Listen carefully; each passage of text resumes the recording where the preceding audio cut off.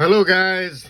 If you woke up one day and you found your iPhone 14 Pro Max black screen, don't panic guys. Easy fix, easy fix.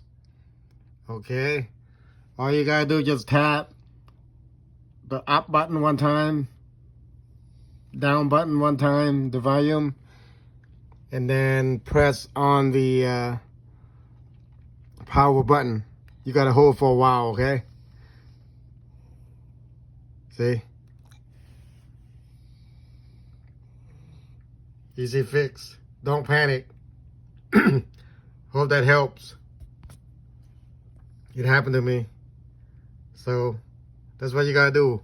Press up button one time, down button one time, and then hold that in